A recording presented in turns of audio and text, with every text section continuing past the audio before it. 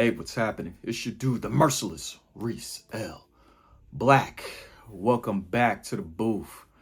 Today, I pretty much wanted to talk about how Black YouTube, all these Black dating platforms, and I kind of feel like it's kind of failed the integrity side when it comes to content.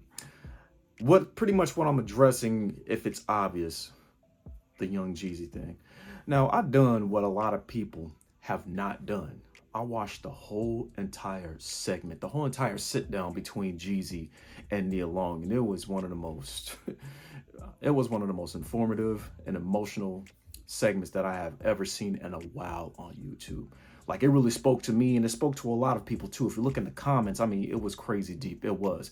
And who knew? Because Nia Long has kind of been judged, for many years about the type of character that she has, that she could be a diva, on movie and TV sets and everything. And her last boyfriend, what's his name? Ime Udoka, I think that's his name, but he used to be the coach of the Boston Celtics.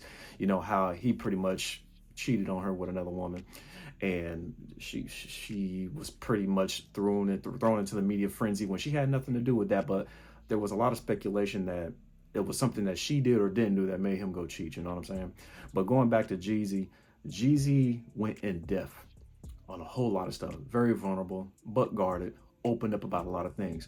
But it was amazing how the most viral clip that actually went out of that whole hour segment was him saying when he's at his lowest, he needs his sisters. And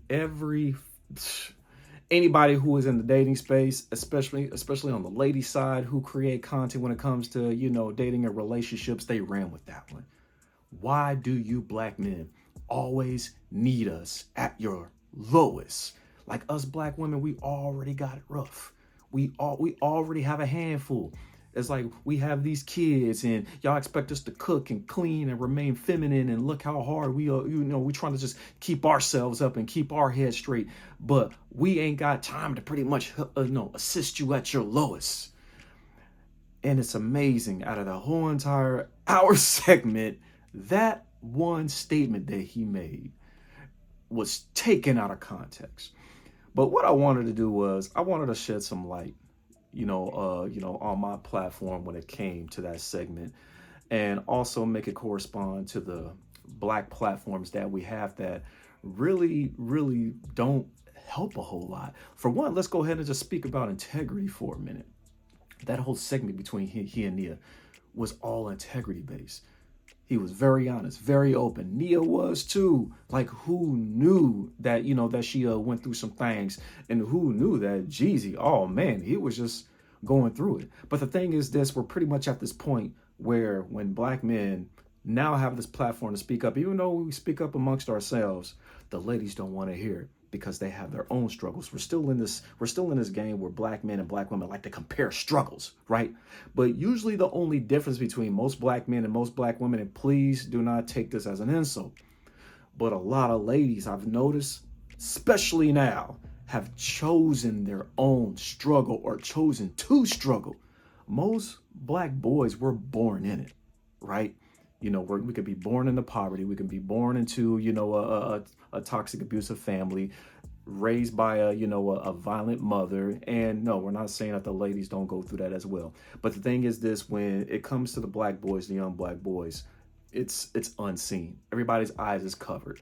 You guys heard the stories of young Black boys either getting arrested. And when I'm talking about young Black boys, I'm basically saying, the age is under 10 for Black boys. Y'all seen young Black boys in handcuffs. Y'all seen young Black boys shot. Y'all seen young Black boys drugged out and OD'd and beaten to death. You guys have heard it, right? Even molested. And the thing is this, when he was talking about, I need my sisters, at my lowest, he's talking about as far as encouragement.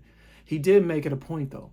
He did make a point that most men, yeah, we have our day ones, we have our homies, but sometimes our homies may not relate. Yeah, we all may be from the same block, but we're not from the same household. So when one man is going through something, his day one may not really relate. We all have differences. Like, Some of us have homies that we consider square or nerdish. And so we may not be able to relate when he talks about how hard it was to fit in because he liked comic books and computers when all the other dudes like sports. Like I like to pretty much like, create music, write music. I like to draw. I'm not much of an athlete. I don't like watching or playing ball. And not many of his boys will be able to understand that. They don't get it.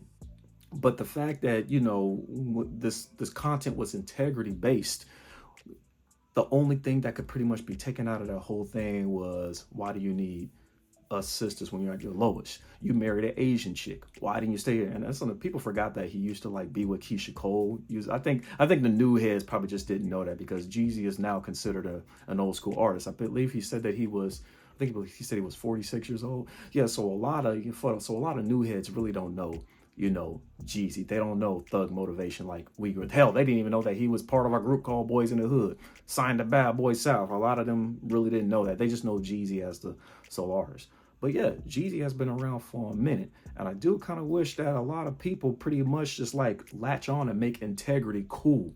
You know what I'm saying? But it was real, real disappointing how a lot of platforms pretty much saw that one clip go viral. And I don't even know who started to just take that clip and just run with it, because everything else in that segment was damn near it was damn near powerful and emotional. I'm actually a little bit disappointed that other black platforms weren't speaking on it. Another thing that never ever is getting touched on, because everybody's touched on, sexual assault against women. Young Jeezy, just like a lot of other artists, were molested. He said it in the segment. So obviously, when we get touched, I've been touched before too. He got touched by a girl. We were in the same situation, both babysat by people, who are older than us. And we had our first sexual experience, with that young woman, that young girl. I'll just say that, right? And then so it kind of triggers you in a way. So therefore, he always seeked admiration from other women. And so a lot of you guys don't know it about young boys, that when they're touched by a woman, when we get touched by a woman, and we as we get older, we get rejected by women, the first thing that goes in our head is like, why doesn't she like me? And subconsciously, we're thinking about the last older chick who touched us. She liked me. So how come this chick doesn't like me? How come this chick won't touch me? It's a whole big screwed up thing. And it was kind of sad that something like that didn't even go viral. Nobody in the black YouTube community pretty much laid on that one. The molestation of young black boys. And then see, people like to get on these panels and these podcasts and talk about, well, you guys be having that, having these mommy issues where you need therapy. Nah, nigga, girl, this is what happened. Your cousin that was babysat sitting us, yeah, she was filling on these nuts. See? And the thing is this, this is the sad part, when we tell our boys or our cousins or older brothers, something like that, it sucks because it comes off as a rite of passage. Like, she did what to you? Oh yeah, man. See, little dude, see, you getting a taste of it. It's like, no, you were 10. She was 16, 17. It's not supposed to be a rite of passage. Having a girl let me touch on her, her teenage boobs, and I'm 10, and she taking my hands and rubbing up on her chest and everything. That's not supposed to happen.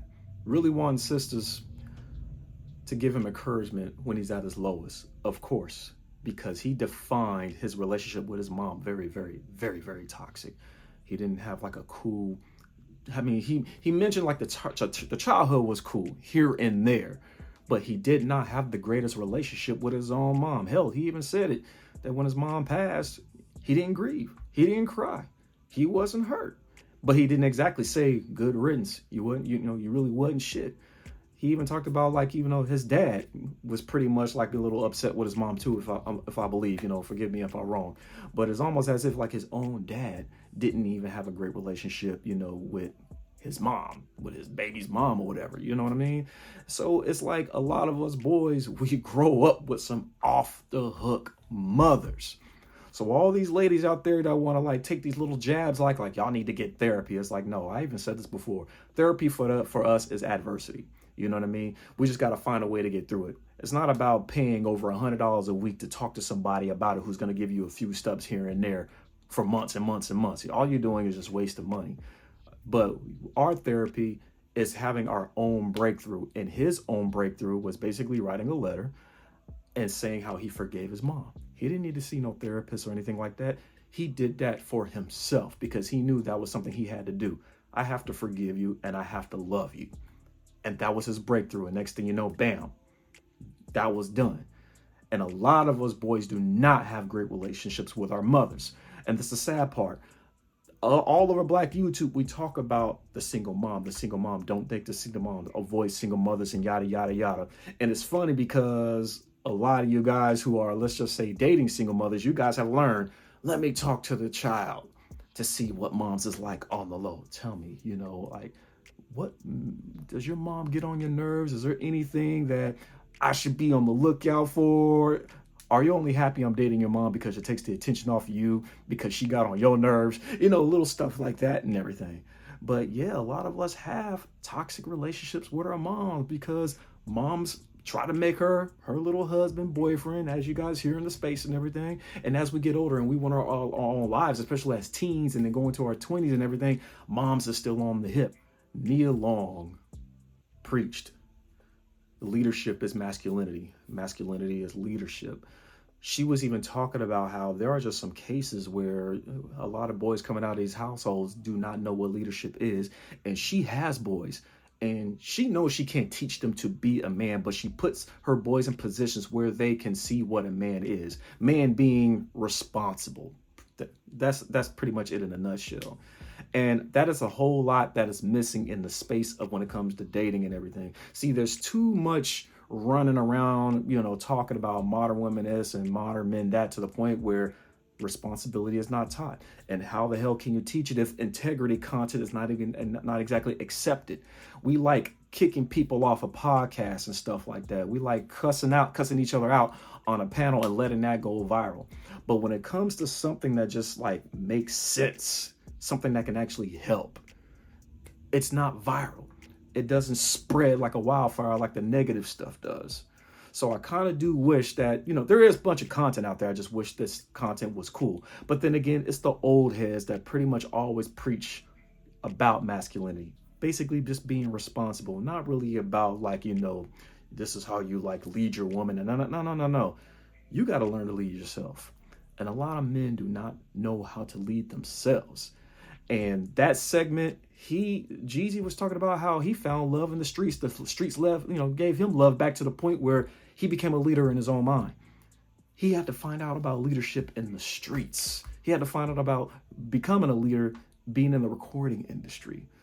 Like, I wish content like this pretty much spread like wildfire. But no, that whole entire 60-minute segment with Nia Long, people decided to run with, why do you need black women when you're at your lowest? You shouldn't have married that Asian girl. We ain't thinking about you. I just think it's very, very unfortunate about what we do with content like that. And I really, really hope a lot of you guys watching it, I hope you guys share it. I know right now it's probably at like 2 milli at the point, and Jeezy's channel has about 2 milli. So I think basically his subs watch the videos, and I'm sure it's been shared here too. But it's very informative, very good. Even myself, I learned a lot. But anyways, I just wanted to throw that vid out there, and y'all know how I do. I'm out this piece. Good evening, Mr. Black.